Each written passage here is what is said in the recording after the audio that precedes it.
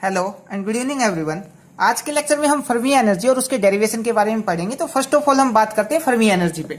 हमें पता है हमारे पास कोई भी मेटल या कोई भी क्रिस्टल होता है तो उसके अंदर डिस्क्रिएट एनर्जी लेवल्स होते हैं और उन डिस्क्रिएट एनर्जी लेवल्स में इलेक्ट्रॉन का डिस्ट्रीब्यूशन होता है।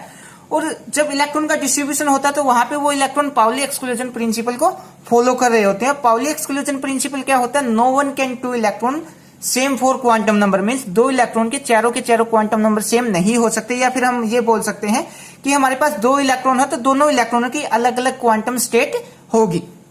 तो यहाँ पे फर्स्ट पॉइंट में यही बता रखा है फर्मी एनर्जी।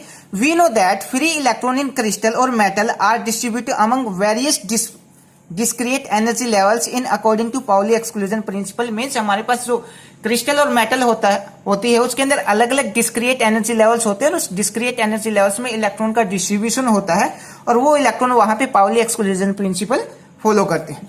उसके बाद according to Pauli exclusion principle क्या होता है? No two electron can be in same quantum state, means दो इलेक्ट्रॉनों की क्वांटम स्टेट सेम नहीं हो सकती। उसके बाद नेक्स्ट पॉइंट की अगर बात करें तो highest filled energy levels at T equal to 0 is known as Fermi levels.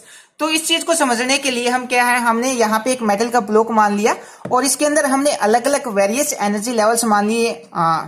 ये अलग अलग एनर्जी लेवल्स हैं 1 2 3 4 5 6। तो 0 केल्विन के ऊपर जो मैक्सिमम ऑक्यूपेंसी है इलेक्ट्रॉन की वो कहां तक है? मैक्सिमम ऑक्यूपेंसी है यहाँ पे मैंने बोल दिया n इक्वल टू 3 तक यहाँ पे इलेक्ट्रॉन की मैक्सिमम ऑक्यूपेंसी है। ये हाईएस्ट फील्ड सेल कौन सी है? 0 केल्विन टेम्परेचर के ऊपर हाईएस्ट फील्ड सेल कौन सी है, हाईएस्ट फील्ड स्टेट कौन सी है, वो ये है हमारे पास। तो इसको हम क्या बोल देंगे? फर्मी लेवल बोल देंगे। तो यहाँ पे यही बता रखा था highest filled energy levels at T equal to 0। जब टेम्परेचर हमारा 0 केल्विन होगा तो उस टाइम हाईएस्ट फील्ड सेल कौन सी होगी उसी को हम क्या बोल देंगे? फर्मी लेवल्स बोल देंगे। या फिर हम इसको एक टाइप से और डिफाइन कर सकते हैं, जब हमारे पास टेम्परेचर 0 केल्विन होता है तो उस टाइम पे मेटल के अंदर एक ऐसा एनर्जी लेवल्स होता है जिसके नीचे वाले जितने भी स्टेट हैं वो क्या होंगे? कंप्लीटली फिल्ड होंगे और जो ऊपर वाले स्टेट हैं वो क्या होंगे? एम्प्टी होंगे। मीन्स 0 केल्विन टेम्परेचर के ऊपर मेटल के अंदर एक ऐसा एनर्जी स्टेट होगा जिससे नीचे वाले तो सब भरे हुए होंगे स्टेट और ऊपर वाले सब के सब स्टेट क्या होंगे? खाली होंगे। इसके हम क्या बोलेंगे? इस स्टेट को बोल देंगे हम फर्मी लेवल। और फर्मी लेवल के कोरस्पॉन्डिंग जो एनर्जी होती है उसको हम बोलते हैं फर्मी एनर्जी। इसको हम एक एग्जांपल से और समझ लेते हैं। हमने मान लिया ये हमारे पास एक अलग अलग एनर्जी लेवल्स हैं किसी भी मेटल के और इन एनर्जी लेवल्स के हमने नाम दे दिया इक्वल टू 1 2 3 4 5 ऐसे इनको नाम दे दिया और इसके अंदर हमने 7 इलेक्ट्रॉन का डिस्ट्रीब्यूशन किया है। एक स्टेट के अंदर हमने 2 इलेक्ट्रॉन को फिल किया है, एक का स्टेट अपवर्ड है, एक का स्पिन अपवर्ड है, दूसरे का स्पिन डाउनवर्ड है। तो इन दोनों ये जो इलेक्ट्रॉन है जो हमने इनके अंदर डिस्ट्रीब्यूट किया वो पाउली एक्सक्लूजन प्रिंसिपल को फॉलो कर रहे हैं। तो यहाँ पे 0 केल्विन टेम्परेचर के ऊपर मैक्सिमम ऑक्यूपेंसी कहां तक है? n इक्वल टू 4 तक। या फिर हम ये बोल सकते हैं 0 केल्विन टेम्परेचर के ऊपर इस मेटल के अंदर एक ऐसा एनर्जी लेवल्स है जिससे नीचे वाले जितने भी स्टेट हैं वो कंप्लीटली फिल्ड है और ऊपर वाले स्टेट क्या है? एम्प्टी है। तो उस स्टेट को हम क्या बोल देंगे? फर्मी लेवल बोल देंगे। और इस केस में जो फर्मी लेवल है वो कहां पे है? n इक्वल टू 4 पे। तो यहाँ पे यही बता रखा है in this case the energy level corresponding to n equal to 4 is known as Fermi level. तो n इक्वल टू 4 पे हमारा क्या है? फर्मी लेवल है। अब हम निकालते हैं फर्मी एनर्जी का जो डेरिवेशन है वो निकालते हैं। हम यहाँ पे एक डायरेक्ट रिजल्ट यूज करेंगे। जो फर्मी ट्रैक गैस का जो एनर्जी डिस्ट्रीब्यूशन का जो रिजल्ट निकालते हैं वो डायरेक्ट यहाँ पे यूज करेंगे। तो फर्मी ट्रैक गैस का जो रिजल्ट आता है वो ये आता है हमारे पास NEDE equal to 8√2 pi V divide by h cube. h cube है यहाँ पे एक सेल का वॉल्यूम और m की पावर 3/2 e की पावर 1/2 और डिवाइड बाय दिस टर्म। अब हमने मान लिया कि हमारे पास ये एक मेटल का ब्लॉक और इसके अंदर अलग अलग वेरियस डिस्क्रिएट एनर्जी लेवल्स हैं। तो हमें निकालना है फर्मी एनर्जी लेवल तक हमारे पास कितने नंबर ऑफ पार्टिकल होंगे या कितने नंबर ऑफ इलेक्ट्रॉन होंगे। तो find the total number of electron in energy levels E2 E plus DE।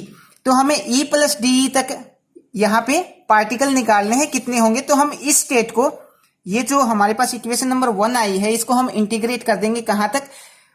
ये जो मेटल का ब्लॉक है यहां से स्टार्ट हो रहा है, यहाँ पे एनर्जी कितना है हमारा E, और यहाँ पे कितना है, ये फर्मी लेवल है। तो हमें जीरो से फर्मी लेवल के बीच में नंबर ऑफ पार्टिकल निकालने हैं, कितने हैं हमारे पास। तो हम जीरो से लेके EF तक इसको इंटीग्रेट कर देंगे, इसका इंटीग्रेशन कर देंगे, तो हमारे पास नंबर ऑफ पार्टिकल आ जाएंगे इस स्टेट के बीच के। तो जो इक्वेशन नंबर 1 है इसका हम इंटीग्रेशन कर देंगे जीरो से लेके EF तक। तो ये वाली स्टेट एज इट इज हमने इसका इंटीग्रेशन कर दिया जीरो से F तक।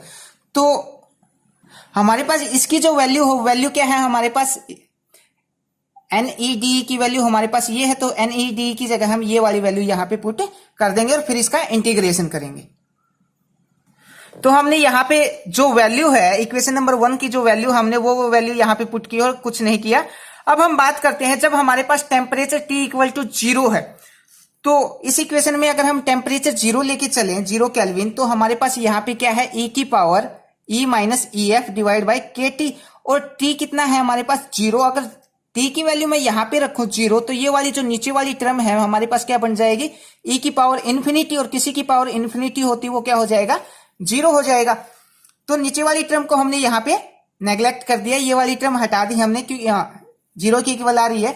तो हमने जो आगे वाली टर्म है वो एज इट इज रखी, ऊपर वाली टर्म भी हमने यहाँ पे एज इट इज रखी। अब जो कांस्टेंट टर्म है इसमें, कांस्टेंट टर्म को हमने बाहर निकाल लिया। ये वाली जो टर्म है हमारे पास, ये वाली जो टर्म है ये कांस्टेंट है, तो कांस्टेंट टर्म को हमने यहाँ पे बाहर निकाल लिया, ये हमने बाहर निकाल लिया। जो बाकी की जो ये जो टर्म है इसका हमने इंटीग्रेशन कर दिया E की पावर 1/2 और DE का। जब E की पावर 1/2 का इंटीग्रेशन करेंगे तो हमारे पास क्या आ जाएगा, ये आ जाएगा E की पावर 1/2, इसमें 1 ऐड कर दो तो इसकी पावर 3/2 हो जाएगी, E की पावर 3/2 और डिवाइड बाय 3/2, 2 पर जाके क्या हो जाएगा, 2/3 हो जाएगा हमारे पास। तो इसका इंटीग्रेशन करने के बाद हमारे पास ये आ जाएगा।